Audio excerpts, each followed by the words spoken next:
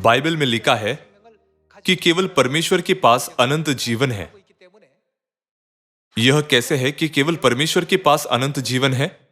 इसके अलावा वह इस अनंत जीवन को समस्त मानव जाति के साथ कैसे साझा करते हैं? यदि हम स्पष्ट रूप से इस मामले का जवाब समझे, तो आप और मैं निश्चित रूप से स्वर्ग के राज्य में प्रवेश कर सकते हैं। आइए हम प्रकाशित वाक्य अध्याय 22 आयत 17 पर एक नजर डालें। आत्मा और धुलिन दोनों कहती है आ। यह वह प्रकाशन है जो पतमुस द्वीप पर यूहन्ना को दिया गया था। इस प्रकाशन में पवित्र आत्मा प्रकट हुए और स्पष्ट रूप से उनके बगल में धुलिन है। परमेश्वर ने प्रेरित यूहन्ना को दिखाया कि आत्मा और धुलिन दोनों भी है। यूहन्ना ने स्पष्ट रूप से पिता परमेश्वर और माता परमेश्वर के अस्तित्व को देखा। यूहन्ना ने ठीक वही रिकॉर्ड किया जो उसने देखा था। यहां तक कि उसने पवित्र आत्मा और धुलिन के शब्द भी सुने जिन्होंने कहा आ।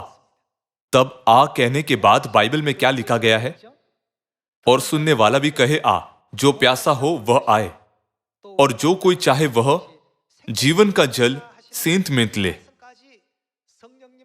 यूहन्ना ने पवित्र आत्मा और धुलिन जो माता परमेश्वर है को यह संदेश देते हुए देखा और सुना। उन्होंने कहा जो कोई प्यासा हो वह आए और जीवन का जल सेंत में ले। बाइबल बताती है कि हमें जीवन का जल कौन दे सकता है? प्रकाशित वाक्य अध्याय 7 आयत 16 कहता है, वे फिर भूखे और प्यासे न होंगे और न उन पर धूप न कोई तपन पड़ेगी, क्योंकि मेमना जो सिंहासन के बीच में है। क्या मेमने का अर्थ हमारे पिता परमेश्वर नहीं है? वह उनकी रखवाली करेगा और उन्हें यानी हमें जीवन रूपी जल के सोते के पास ले जाया करेगा। जकरयाह अध्याय 14 में जीवन के जल का सोता कौन है? जीवन का जल यरूशलेम से निकलकर आधा पूरब की ओर और आधा पश्चिम के समुद्र में और गर्मियों में और जाड़े में बराबर बहेगा। क्या बाइबल में यह नहीं लिखा है?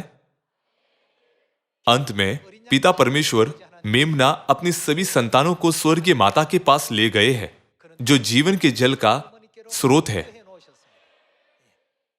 इसलिए इस पृथ्वी पर जो कोई उस स्थान पर जाता है जहां आत्मा और धुलिन है और आत्मा और धुलिन से अनंत जीवन की प्रतिज्ञा प्राप्त करता है, वह निश्चित रूप से स्वर्ग के राज्य में प्रवेश करेगा।